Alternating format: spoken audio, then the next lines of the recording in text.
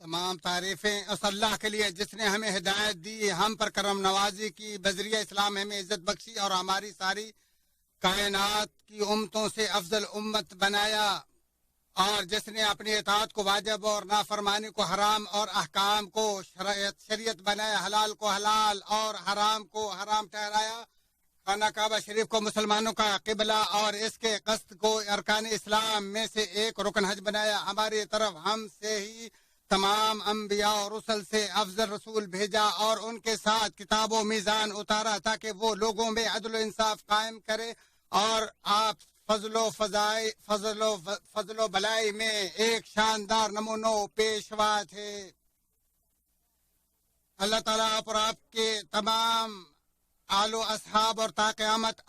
ان کے طریقہ و سنت کے پیروکاروں پر رحمتیں نازل فرمائے۔ حمد و ثنا کے بعد اے اللہ کے بندوں، میں تجھے اور اپنے آپ کو اللہ عز و جل کے تقوی کی وصیت کرتا ہوں، کیونکہ سعادت دارین کا دار و مدار مولا کریم کے تقوی پر اور کامیابی و کامرانی کا انحصار صرف اس کی اطاعت و فرما برداری پر ہے۔ پھر جان لو کہ اللہ تعالیٰ کی اطاعت و فرما برداری شاندار غنیمت و سرمایہ اور اس کی رضامندی بہترین نفع مقصد ہے۔ جنت کو مکروہ چیزوں سے اور جہنم کو شہوات سے ڈھانپا گیا ہے، جبکہ تمہیں تمہارے اعمال کا بدلہ قیامت کے دن پورا دیا جائے گا۔ سو جسے آگ سے بچا کر جنت میں داخل کر دیا گیا وہی کامیاب کامران ہے۔ اے لوگوں، مہینوں، دنوں اور گھڑیوں کے لحاظ سے ہی یقیناً فضیلت و برتری میں اوقات ایک دوسرے سے مختلف ہوتے ہیں، اور عبادت کے لیے کچھ ایسے محدود اوقات ہیں جو بلا شبہ نیکیوں کے سیزن ہیں، اور آپ اس وقت انتہائی عزت و احترام والے مہینوں میں سے ایک مہینے سے گزر رہے ہیں جنہیں اللہ تعالیٰ نے بہت بڑی عزت و عظمت اور فضیلت عطا فرمائی ہے، اور ان مہینوں میں ہر قسم کے ظلم و زیادتی سے منع کرتے ہوئے فرمایا، جب سے آسمان و زمین کو پیدا فرمایا تب سے اللہ تعالیٰ کے نزدیک کتاب اللہ میں مہینوں کی ٹوٹل تعداد 12 ہے، اور جن میں سے 4 حرمت والے ہیں۔ یہی دین درست ہے، لہذا تم ان مہینوں میں اپنی جانوں پر ظلم نہ کرو۔ ابو بکر رضی اللہ عنہ سے مروی ہے کہ بلا شبہ رسول اللہ صلی اللہ علیہ وآلہ وسلم نے حجۃ الوداع کے موقع پر خطبہ دیتے ہوئے فرمایا، بلا شبہ زمانہ گھما کر اپنی اسی حالت پر آ چکا ہے جس پر وہ اس دن تھا جب اللہ تعالیٰ نے آسمان و زمین کو پیدا فرمایا، لہذا سال کے کل 12 مہینے ہیں جن میں سے 4 حرمت والے ہیں، ذوالقعدہ، ذوالحجہ اور محرم 3 مسلسل، اور چوتھا رجب، مضر، جمادی الثانی اور شعبان کے درمیان والا ہے۔ بخاری و مسلم۔ اے اللہ کے بندو، خبردار، بلا شبہ تم انتہائی حرمت و عظمت کے حامل مہینے ذوالحجہ سے گزر رہے ہو، جس میں اللہ تعالیٰ نے بڑی بڑی عبادات اور تقرب اللہ کے اسباب مشروع کیے، اور جسے تمام اوقات و حرمتوں سے بڑھ کر عزت و عظمت والا قرار دیا ہے۔ خبردار، بلا شبہ تم حرمت والے مہینوں اور موسم حج میں ہو، اور ارکان اسلام میں سے ایک رکن حج بیت اللہ شریف تمہارے سامنے ہے۔ خبردار، بلا شبہ تم خیر و بلائی، نیکی، عبادات، عطاؤں اور نوازشوں کے شاندار موسم میں ہو، لہذا خیر و بلائی کے چاہنے والوں آگے بڑھو اور برائی کے پرستاروں باز آ جاؤ۔ خبردار، بلا شبہ تم ذوالحجہ کے اس عشرے سے گزر رہے ہو جو سال کے تمام دنوں سے افضل ہے۔ اللہ تعالیٰ نے اس عشرے میں وہ عبادات جمع فرما دی ہیں جو ان ایام کے علاوہ کسی میں جمع نہیں، جیسے نماز، روزہ، حج، صدقہ خیرات، اور اس کے علاوہ دیگر نیکی کے تمام کام۔ اور اللہ تعالیٰ نے قرآن مجید میں ان کی قسم اٹھاتے ہوئے فرمایا، قسم ہے فجر کی اور 10 راتوں کی۔ اور ابن عباس رضی اللہ عنہما سے مروی ہے کہ رسول اللہ صلی اللہ علیہ وسلم نے فرمایا، کوئی دن ایسے نہیں ہیں جن میں کیا گیا نیک عمل اللہ تعالیٰ کے نزدیک ان دنوں کے عمل صالح سے زیادہ محبوب ہے، یعنی اس عشرے کے دنوں سے۔ اور ایک روایت میں ہے کہ اللہ کے نزدیک قربانی کے عشرے میں کیے گئے عمل صالح سے بڑھ کر زیادہ شاندار یا زیادہ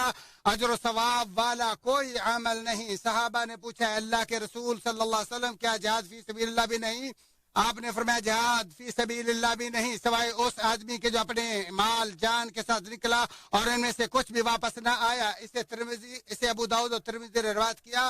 اور البانی نے صحیح قرار دیا ہے۔ حضرت جابر رضی اللہ تعالیٰ عنہ فرماتے کہ رسول اللہ صلی اللہ علیہ وآلہ وسلم نے فرمایا، دنیا کے تمام دنوں سے افضل دن عشرہ ذوالحجہ کے یہ دن ہے، 10 دن ہیں۔ اسے بزار نے روایت کیا اور البانی نے صحیح قرار دیا۔ اے مسلمانوں، سب سے عظیم کار خیر، سب سے افضل عبادت اور سب سے زیادہ ضروری نیکی یقیناً واجبات و فرائض کی ادائیگی ہے، جبکہ سب سے عظیم واجبات و فرائض ارکان اسلام اور بنیادی احکام نماز، روزہ، حج اور زکوٰۃ ہیں۔ جیسا کہ ابو ہریرہ رضی اللہ تعالی عنہ سے مروی ہے کہ رسول اللہ صلی اللہ علیہ وآلہ وسلم نے فرمایا، اللہ تعالیٰ فرماتا ہے بندے کا اس پر میرے فرض کردہ اعمال کے ذریعے میرا تقرب حاصل کرنا مجھے سب سے زیادہ محبوب ہے، اور میرا بندہ مسلسل نفلی عبادات سے میرا قرب حاصل کرتا رہتا ہے یہاں تک کہ میں اس سے محبت و دوستی کر لیتا ہوں، اور جب میں اس سے محبت کر لیتا ہوں تو پھر میں اس کا کان بن جاتا ہوں جس سے وہ سنتا ہے، اور اس کی وہ آنکھ بن جاتا ہوں جس سے وہ سنتا ہے، اور اس کا ہاتھ بن جاتا ہوں جس سے وہ پکڑتا ہے، اور اس کا پاؤں بن جاتا ہوں جس سے وہ چلتا ہے۔ اگر وہ مجھ سے کچھ مانگے تو میں اسے عطا کر دیتا ہوں، اور اگر وہ مجھ سے پناہ مانگے تو میں اسے ضرور پناہ دے دیتا ہوں۔ بخاری شریف۔ بلا شبہ اسلام چند ارکان پر قائم ہے اور وہی اس کا سہارا اساس ہے اور اسی پر اس کا دار و مدار ہے، اور وہ ارکان یہ ہیں: گواہی دینا کہ بے شک اللہ کے سوا کوئی سچا معبود نہیں اور محمد صلی اللہ علیہ وسلم اللہ کے رسول ہیں، نماز قائم کرنا، زکوٰۃ ادا کرنا، رمضان کے روزے رکھنا اور حج ادا کرنا۔ ابن عمر رضی اللہ عنہما نبی اکرم صلی اللہ علیہ وآلہ وسلم سے روایت کرتے ہیں کہ اسلام کی بنیاد 5 چیزوں پر قائم ہے، یہ کہ اللہ تعالیٰ کو ایک مانا جائے، نماز قائم کرنا، زکوٰۃ ادا کرنا، رمضان کے روزے رکھنا اور حج ادا کرنا۔ بخاری و مسلم۔ چنانچہ یہی ارکان اسلام کے ابواب اور بنیادی احکام ہیں، اور یہی وہ پائے اور بنیادیں ہیں جس پر وہ استوار ہے، اور یہی سب سے پہلے واجبات، سب سے بڑے فرائض اور تقرب حاصل کرنے والوں کے لیے سب سے افضل ذرائع تقرب ہیں۔ اسی سے حساب کا آغاز ہوگا اور یہی اجر و ثواب اور سزا کا مدار ہیں، اسی سے نجات، کامیابی اور سعادت، اور یہی خسارہ و بربادی کا باعث ہیں۔ جو ان پر ڈٹ گیا اور ان کی پابندی کی، اس نے مضبوط کڑے کو تھام لیا، اور جس نے انہیں ضائع کر دیا اس نے اپنی جان پر ظلم کرتے ہوئے اپنا عمل و عمر ضائع کر کے آخرت کا خسارہ پا لیا۔ طلحہ بن عبید اللہ رضی اللہ تعالیٰ عنہ کہتے ہیں کہ بکھرے ہوئے بالوں والا ایک نجدی شخص رسول اللہ صلی اللہ علیہ وسلم کے پاس آیا، جس کی آواز کی ایسی بنبناہٹ ہمیں سنائی دے رہی تھی جسے ہم سمجھ نہیں پا رہے تھے، یہاں تک کہ وہ رسول اللہ صلی اللہ علیہ وسلم کے قریب ہوا تب پتہ چلا کہ وہ اسلام کے بارے میں پوچھ رہا ہے۔ سو رسول اللہ صلی اللہ علیہ وسلم نے فرمایا، دن رات میں 5 نمازیں فرض ہیں۔ تو اس نے پوچھا، کیا ان کے علاوہ تو کوئی نماز مجھ پر واجب نہیں؟ آپ نے فرمایا، نہیں، الا یہ کہ تم کوئی نفل پڑھو۔ دوسرا، ماہ رمضان کے روزے فرض ہیں۔ اس نے پوچھا، کیا اس کے علاوہ اور کوئی روزہ تو نہیں؟ آپ نے فرمایا، نہیں، الا یہ کہ تم کوئی نفلی روزہ رکھو۔ پھر رسول اللہ صلی اللہ علیہ وسلم نے اسے زکوٰۃ سے آگاہ کیا تو اس نے پوچھا، اس سے ہٹ کر تو کوئی چیز فرض نہیں؟ آپ نے فرمایا، نہیں، الا یہ کہ تم کوئی نفلی صدقہ کرنا چاہو۔ راوی کہتے ہیں، پھر وہ آدمی مڑ کر جا رہا تھا اور کہہ رہا تھا، اللہ کی قسم میں اس سے زیادہ کروں گا نہ کم۔ تو رسول اللہ صلی اللہ علیہ وآلہ وسلم نے فرمایا، اگر یہ سچا نکلا تو کامیاب ہو گیا، یا فرمایا اگر یہ سچا ہوا تو جنت میں داخل ہو گیا۔ بخاری و مسلم۔ اے اللہ کے بندو، حج ارکان اسلام میں سے ایک رکن ہے اور یقیناً اللہ تعالیٰ نے اسے فرض قرار دیا ہے۔ ارشاد باری تعالیٰ، صاحب استطاعت لوگوں پر اللہ تعالیٰ کے لیے اس گھر کا حج فرض ہے۔ اور حضرت ابو ہریرہ رضی اللہ تعالیٰ عنہ کہتے ہیں کہ رسول اللہ صلی اللہ علیہ وسلم نے ہمیں خطاب کیا اور فرمایا، اے لوگو، اللہ تعالیٰ نے تم پر حج فرض کیا ہے، لہذا تم حج کرو۔ تو ایک آدمی نے پوچھا، اے اللہ کے رسول، کیا ہر سال فرض ہے؟ آپ چپ رہے یہاں تک کہ اس نے 3 بار یہی سوال کیا۔ تو رسول اللہ صلی اللہ علیہ وسلم نے فرمایا، اگر میں ہاں کر دیتا تو یہ ہر سال فرض ہو جاتا اور پھر تم اسے نہ ادا کر سکتے۔ پھر کہا، لہذا تم مجھے اتنی ہی بات پر چھوڑ دو کہ جس پر میں تمہیں چھوڑ دوں، کیونکہ تم سے پہلے لوگ اپنے نبیوں سے کثرت سوال و اختلاف کی وجہ سے ہی ہلاک ہوئے تھے۔ چنانچہ جب میں تمہیں کسی بات کا حکم دوں تو اس پر حد المقدور عمل کرو، اور جب کسی چیز سے منع کر دوں تو اسے چھوڑ دو۔ مسلم شریف۔ اے اللہ کے بندو، جب اللہ تعالیٰ نے مومنوں کے دلوں میں اپنے مقدس گھر کی حاضری کا شوق بھر دیا اور کوئی بھی ہر سال اس کی طاقت نہیں رکھتا تھا، تو اس لیے اللہ تعالیٰ نے صاحب استطاعت پر زندگی میں صرف ایک بار ہی حج کرنا فرض کر دیا، اور حج کو استطاعت کے ساتھ مربوط کرتے ہوئے فرمایا صاحب استطاعت لوگوں پر اللہ کے لیے اس گھر کا حج فرض ہے، اور استطاعت سے مراد صحت، امن، زاد راہ اور سواری کی فراہمی ہے۔ چنانچہ جس پر ادائیگی واجب ہو گئی اور وہ تعمیل حکم کے لیے حاضر ہو گیا، پھر اسے کسی عذر نے روک لیا یا اس کی ادائیگی میں کوئی دوسرا امر حائل ہو گیا تو اس کے لیے اس کا اجر لکھ دیا جاتا اور اس پر کوئی ملامت بھی نہیں کی جاتی، بلکہ جس کی نیت سچی ہوگی ہو سکتا ہے اس کے لیے یہ آئندہ میسر ہو جائے انشاءاللہ۔ اے اللہ کے بندو، بھلائیاں کرنے سے خطائیں مٹتی اور نیکیاں برائیوں کو ختم کر دیتی ہیں، جبکہ حج تو گناہوں کا بہت بڑا کفارہ ہے، جیسا کہ عبداللہ بن مسعود رضی اللہ تعالیٰ عنہ فرماتے کہ رسول اللہ صلی اللہ علیہ وسلم نے فرمایا پیدر پہ حج جو عمرہ کیا کرو، کیونکہ یہ دونوں فقر و فاقے اور گناہوں کو اسی طرح ختم کر دیتے ہیں جس طرح بٹی سونے، چاندی اور لوہے کے میل کچیل کو صاف کر دیتی ہے، اور حج مبرور کا ثواب تو سوائے جنت کے کچھ نہیں۔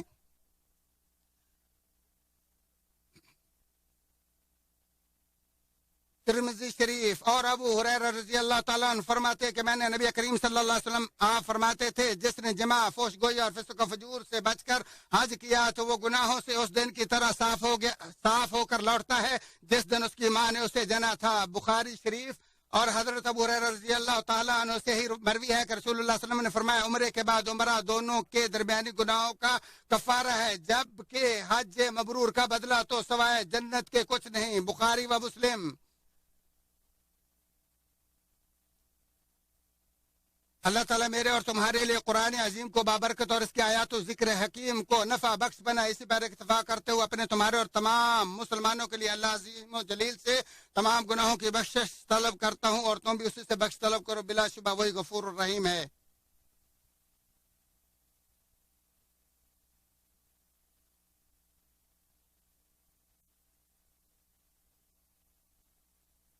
تمام تعریفیں اس اللہ کے لیے ہیں جس نے اپنے فضل و احسان سے ہمیں نعمتیں عطا کی، اپنی جود و رحمت سے ہم پر کرم کیا اور اپنے عدل و حکمت سے اپنے امور کی تدبیر کی اور معاملات کو چلایا۔ اقوام مسلم حج اسلام کا ایک وہ عظیم الشان باب ہے جسے اللہ تعالیٰ نے مشروع قرار دیا، اور اس کے اوقات و مقامات کی شان کو دوبالا کرتے ہوئے فرمایا حج کے مہینے معلوم ہیں، اس لیے جو ان میں حج کو لازم کر لے تو وہ دوران حج جماع، گناہ اور لڑائی جھگڑے سے بچتا رہے، اور تم جو بھی نیکی کرو گے اللہ تعالیٰ اس سے آگاہ ہے، اور زیادہ راہ لے لو، اور سب سے شاندار زیادہ راہ اللہ تعالیٰ کا ڈر ہے، لہذا اے عقل مندو مجھ سے ڈرتے رہا کرو۔ اے اللہ کے بندو، حج اسلام کے عظیم شاعر میں سے ایک ہے، بلا شبہ اللہ تعالیٰ نے حج نامی ایک سورت نازل فرمائی، نیز حج کے بارے میں بہت سی آیات نازل ہوئی ہیں۔ بیت اللہ شریف کا حج کرنے والوں مبارک ہو کہ اللہ تعالیٰ نے تمہیں اپنے حکم کی تعمیل کرتے ہوئے اپنی اطاعت و فرما برداری اور فریضے کی ادائیگی کی کوشش کی توفیق عطا فرمائی۔ کہہ دیجئے کہ اللہ تعالیٰ کے اس فضل و رحمت سے خوش ہو جاؤ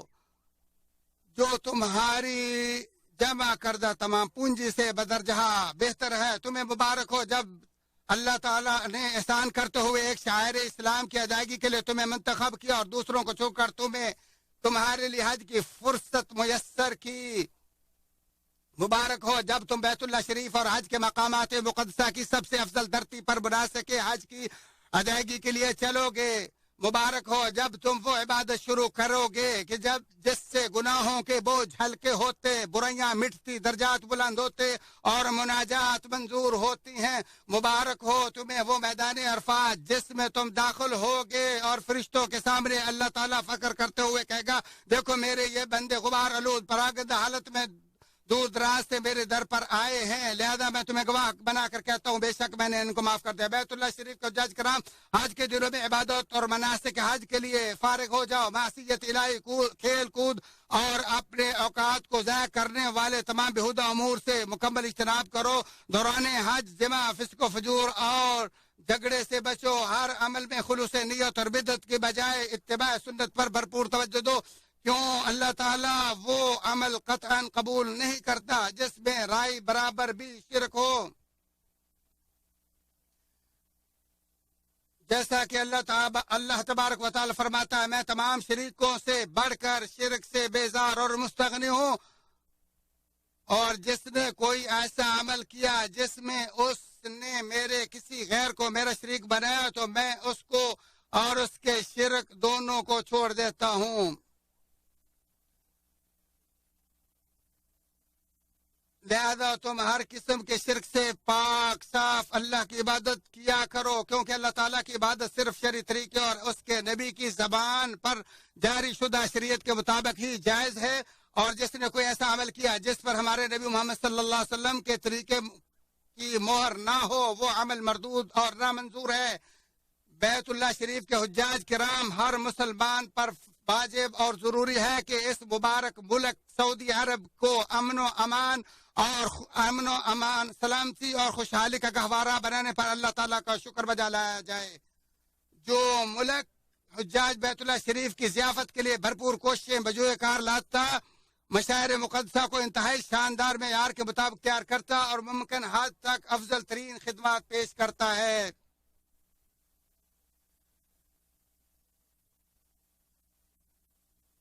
چنانچہ اللہ تعالیٰ خادم حرمین شریفین اور ان کے قابل اعتماد ولی عہد کو اس پر بہترین بھرپور اور شاندار بدلہ عطا فرمائے۔ اے بیت اللہ کے حجاج کرام، ان تمام انتظامات و تعلیمات کی پابندی کرو جو خدمات کی کارکردگی کو بہتر بنانے، تمہارے لیے طریقہ کار کو آسان کرنے اور زندگی کے لیے امن و امان فراہم کرنے میں معاون ہیں۔ اپنے اوپر رحم کرتے ہوئے ہر قسم کی خلاف ورزی سے بچو اور ذمہ دار اداروں کی طرف سے جاری کردہ تمام احتیاطی تدابیر پر عمل پیرا رہو۔ اللہ تعالیٰ تمہاری حفاظت فرمائے اور تم ہمیشہ اس کی حفظ و نگرانی میں رہو۔ اللہ تعالیٰ تمہاری تمام عبادات کو قبول فرمائے اور تم اپنے اہل خانہ کی طرف سالم و غانم واپس تشریف لاؤ۔ اے اللہ اسلام اور اہل اسلام کو عزت عطا فرما۔ اے اللہ اس ملک اور دیگر تمام اسلامی ممالک کو امن و امان اور خوشحالی کا گہوارہ بنا۔ تمام احباب سے گزارش ہے کہ وہ فضیلت شیخ کی دعا کے ساتھ دینی رہنمائی کے لیے ہمارے چینل کو سبسکرائب کر دیجئے اور گھنٹی کے نشان کو دبا دیجئے تاکہ آپ کو مزید قیمتی ویڈیوز ملتے رہیں۔ جزاک اللہ۔